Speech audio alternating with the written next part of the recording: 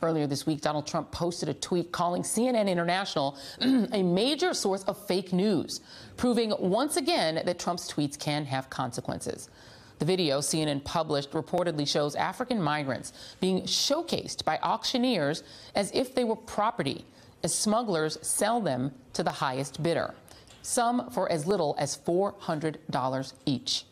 Joining me now are social and political commentator Lola Adesoye and Thione Niang, political activist and co-founder of Acon Lighting Africa. Thank you both for being here. And Thione, I'm going to come to you first and ask you to explain to us how on earth this modern-day slave trade is going on, how long has it been going on, and how long have people known about it?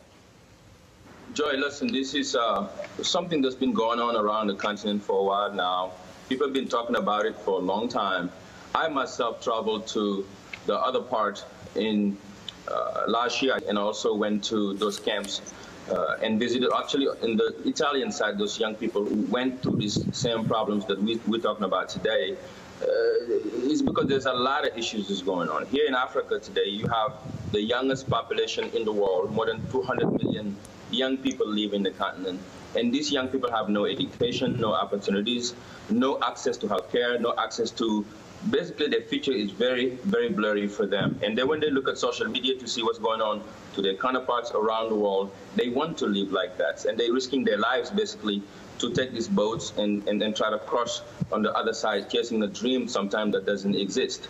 And this is the reason why you have hundreds of thousands. The UN has told us that 150,000 young people has crossed this past year, and 3,000 of them has died. We've been sharing on social media that's what's been going on. But until CNN came out and talked about it, nobody really wanted to act on it. Since the Libya issue, when you had NATO that dismantled what happened in Libya with the leadership of Gaddafi, then after that you have a country that's empty there with no leadership, basically. Not a state that's been able to control what's going on. So in the result of that, you have smugglers, you have human trafficking, and now to slavery. And this is something that the whole world is watching, and very little is being done. Yeah. Starting here in Africa with the leadership that we have. What you see today in Libya is failed leadership of African leadership here in Africa first, and then it's a global issue that needs a global problem. Everybody is at fault in this issue. Absolutely. And I want to play just a little bit, before I come to you, Lola, of the CNN report. And this is a migrant named Victory who was sold into slavery in Libya. And here is his voice. On my way coming, I was sold. So after I was sold, they asked me to demand a ransom. Many are dying every day, no phone call. Their family will be thinking that that person is dead. He has lost his life. Know that he's just in one place suffering.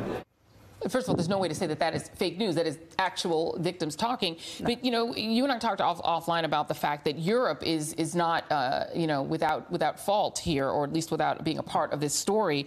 And the New York Times had a report that Europeans wanted the migration stopped, the attempted migration stopped. Rights groups and other experts say the video of the slave market is an uncomfortable reminder for Europe that its policies risk trapping these migrants in slave-like conditions. Your thoughts? Yeah, as Thione says, this is something that's been going on for a while. And Europe has known about this for a while, and the UN has known about this for a while. For at least 12 to 18 months ago, there has been a UN body that actually put out a report that said, this is what's going on, it's a major issue. The problem is that politically it's difficult for Europe because so many migrants have gone into places like Italy, and there's a huge anti-immigration sentiment and backlash against it. Sounds familiar. Sounds familiar. As we know, this kind of sentiment's been spreading around the West. So essentially what Italy said was, you know, we don't want these people here, so Libya, you take care of it. We will train the Libyan Coast Guard, which really isn't really a Coast Guard, to take care of these people, knowing that actually what's happening, because Libya is in such a politically difficult space, is that people are being sent to Libya. Yeah. To stay there, essentially to be trafficked, exploited, raped, mutilated and tortured. And that has been known for quite some time. And if we could just put the map up of just sort of, you know, to situate our viewers in kind of the space here, you know, Libya, situated in North Africa, is, you know, right on that gateway to Europe. And so, Thione, a lot of this has to do, where are many of these migrants actually coming from originally? Where are their countries of origin? Most of them, Joy, are coming from sub-Saharan Africa. Here in my country, here in Senegal, they're coming all the way from Senegal Senegal down to South Africa, you name it, everywhere in sub-Saharan Africa. As I told you, the issues of young people in this continent is so alarming, and it's all over. There's the same problems: lack of opportunities, lack of education, lack of chances, and also non-trained young people are leading them into this, for some of them what we call the American dream, and to them, to this European dream that they're chasing, and they're coming from all across the continent. So basically, to answer your question, everywhere in sub-Saharan Africa, I met young people in the border side of Morocco. I met some of them in Libya and some of them in Italy, from all across the continent. And Lola, the idea that the Libyan government could deny this exists and use the American president as an excuse, they're not alone. There's a denial now of the Rohingya. The Myanmar government is using the same excuse. That just makes things harder for these rights groups. Yeah, I mean, first of all, it's an absolutely disgusting abuse of power that the president actually uses his platform to spread lies, because it's a lie that this is fake news. It's going on, it's documented, everybody else acknowledges it apart from Donald Trump. That we know is for his own agenda, which we'll just put to one side. It's really, really unfortunate because he could use his platform to actually say, hey, guys, you know, he could lead as a moral authority on this, particularly with America's own history of slavery. But good point.